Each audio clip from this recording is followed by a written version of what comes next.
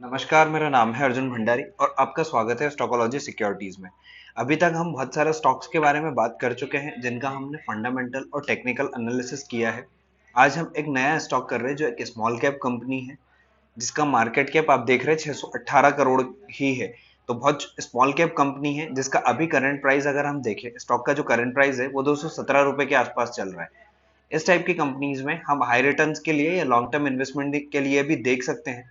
तो मैं इसमें आपको फंडामेंटल और टेक्निकल एनालिसिस दोनों बताऊंगा। अगर आपने ऑलरेडी इन्वेस्ट किया है तो कौन से लेवल पे आप बैठे रह सकते हैं, या अगर आपको नया ये स्टॉक में इन्वेस्टमेंट अपना करना है या आपको इस स्टॉक में एंटर करना है, तो वो भी यहाँ पे आपको लेवल्स में दूंगा। तो वीडियो एंड तक देखना जिससे आपको इसके टेक्निकल लेवल्स भी पता लग जाएंगे। सबसे पहले हम बात कर लेते हैं कंपनी करती क्या है। तो कंपनी के अगर हम बिजनेस सेगमेंट की बात करें तो कंपनी के जो बिजनेस सेगमेंट है वो है इन्वेस्टिंग। इन्वेस्टिंग यानी कि नए कंपनीज में इन्वेस्ट करना, ये सारा कंपनी का इन्वेस्टमेंट है। तो कंपनीज और भी कंपनीज में जो इंजीनियरिंग सर्विसेज है, ट्रेवल बिजनेस है और अदर सेक्टर की जो कंपनीज है उनमें भी इन्वेस्ट करती है। उसके बाद अगर इसका एक और सेगमेंट है बिजनेस सेगमेंट, वो है ब्रोकिंग का, जिसमें ये foreign exchange market, interest rate swap, इन सब में भी इन्वेस्ट करती है। उसके बाद आता है रियल एस्टेट का। रियल एस्टेट में इसने बहुत सारे प्रोजेक्ट है, तो ये रियल एस्टेट में भी कंपनी इन्वेस्ट कर रही है। तो ये कंपनी का मेन बिजनेस हो गया। अब बिजनेस सेगमेंट की अगर हम बात करें तो यहाँ पे हमें उनका रेवेन्यू वाइज दिख रहा है कि किस सेगमेंट से कंपनी कितना रेवेन्यू जनरेट करती है। यहाँ पे अगर हम इसके इन्वेस्टमेंट से देखें, इन्वेस्टिंग और फाइनेंशियल एक्टिविटीज से, तो 53% जो रेवेन्यू जनरेट हो रहा है कंपनी का वो इसी का सेगमेंट से हो रहा है। उसके बाद ब्रोकिंग और इंटरमीडिएट एक्टिविटीज से जो हो रहा है वो 36% है। और रियल एस्टेट में जो कंपनी का इन्वेस्टमेंट है उससे जो रेवेन्यू जनरेट कर रही है कंपनी वो 10% के आसपास है। ठीक है, अब इन्होंने रियल एस्टेट में कुछ डिटेल्स दी है। यहाँ पे रियल एस्टेट में ये कुछ प्रोजेक्ट है जो कि कंपनी ऑलरेडी कंप्लीट कर चुकी है, या कंप्लीट ये कंपनी के प्रोजेक्ट्स हैं जिसमें काफी सारे प्रोजेक्ट्स हैं। उसके बाद जो अपकमिंग प्रोजेक्ट है, जैसे यहाँ पे हमको 4 अपकमिंग प्रोजेक्ट्स देख रहे हैं। तो ये एक पार्क है जो जयपुर में बना रही है, क्रेसलिंक मुंबई में बना रही है। तो ये इसके अपकमिंग प्रोजेक्ट है जिन प्रोजेक्ट्स पे कंपनी अभी काम कर रही है। उसके बाद है फाइनेंशियल सर्विस, ये कुछ 2 सब्सिडरीज के साथ अपना जो काम कर रही है उस पे। और इन्वेस्टमेंट और क्रेडिट यहाँ पे आपको सारी इंफॉर्मेशन मिल जाएगी। ठीक है, तो यहाँ पे कंपनी का जो कोर फोकस है या मेन फोकस है वो है इन्वेस्टमेंट पे। अब कंपनी के बारे में अगर हम बात करें तो कंपनी का एक यहाँ पे आप देख रहे हैं बुक वैल्यू। बुक वैल्यू होता है अगर कंपनी को किसी को सेल करना है तो आप देखते हैं कि जो उसकी करंट वैल्यू है कंपनी की, वो पर शेयर इसकी 244 रुपए है। बट कंपनी का जो स्टॉक प्राइस है वो अभी 217 रुपए पे ही चल रहा है। तो कंपनी अपने बुक वैल्यू से भी बहुत नीचे ट्रेड कर रही है अभी। जो कंपनी के पास एसेट है या कंपनी इस इतने वर्थ रखती है, उसका एक स्टॉक 344 की वर्थ रखता है, तो कंपनी 217 रुपए पे ट्रेड कर रही है। तो एक बहुत अच्छी चीज है इस कंपनी के लिए। उसके बाद डिविडेंड यील्ड, कंपनी डिविडेंड भी पे कर रही है। और इसके बाद आप इसका देखते हैं डेब्ट टू इक्विटी रेशियो, जो कंपनी का पे कर्ज कितना है, तो हम देख रहे हैं 0.18%, जो कि बहुत ज्यादा कम है। जो रेशियो है इसका बहुत कम है, 0.18। तो अपने इसके जो डेप्ट है, मतलब जो कर्ज है कंपनी पे, वो बहुत ज्यादा कम है। इंडस्ट्री भी बहुत कम है। तो कंपनी का वैल्यूएशन तो बहुत सस्ता है क्योंकि हमें बुक वैल्यू यहाँ पे ज्यादा दिख रहा है कंपनी के स्टॉक प्राइस से। ठीक है, वर्किंग कैपिटल की बात करें तो 375 करोड़ का कंपनी के पास वर्किंग कैपिटल है। कंपनी के पास पैसा है अभी।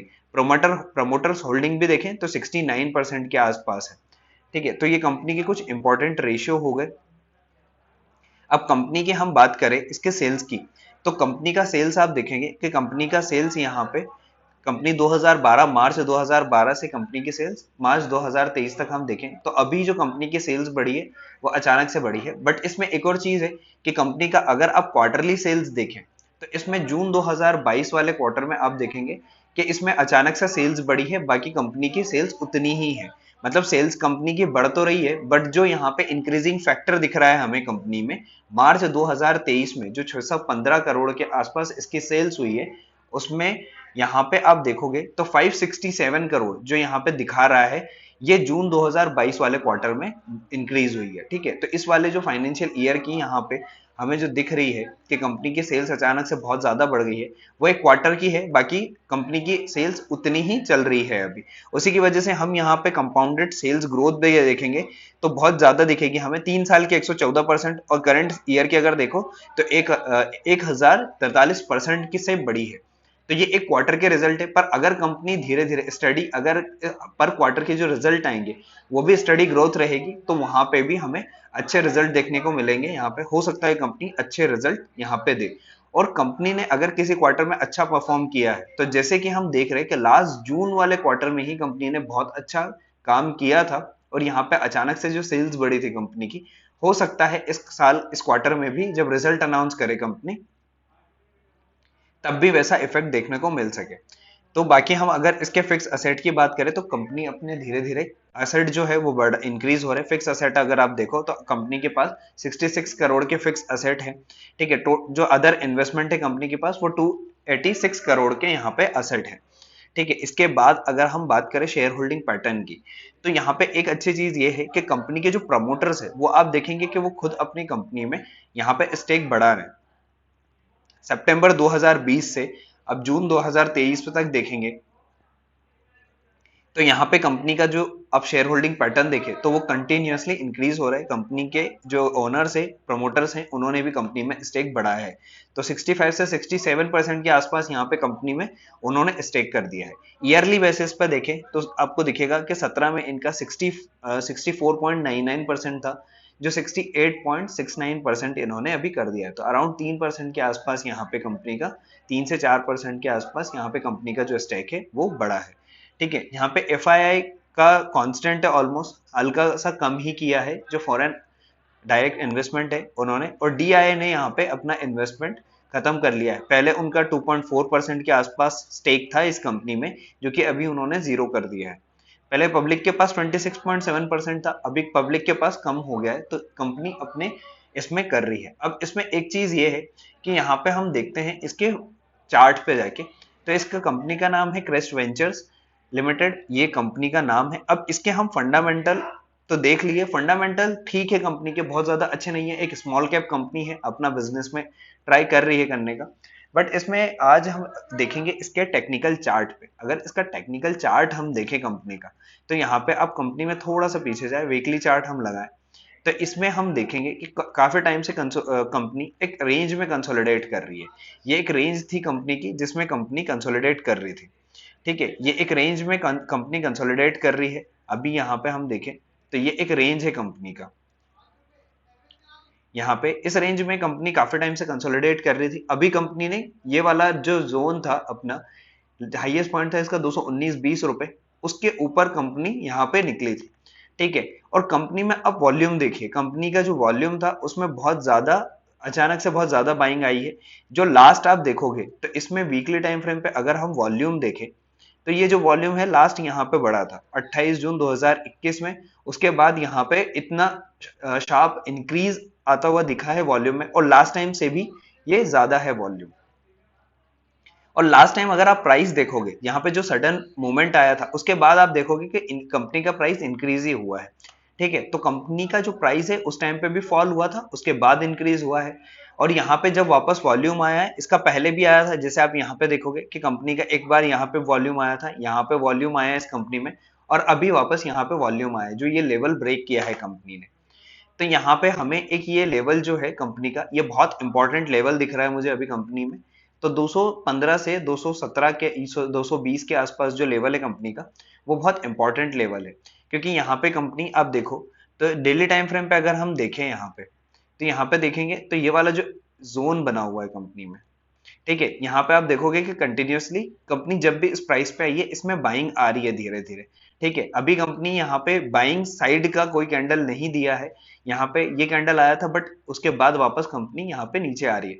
तो यहाँ पे कंपनी में अगर हम देखें तो इस टाइप का एक हमें, इस टाइप से हमें दिख रहा है अभी कंपनी में कि इस टाइप से ये एक सपोर्ट जोन बना हुआ है।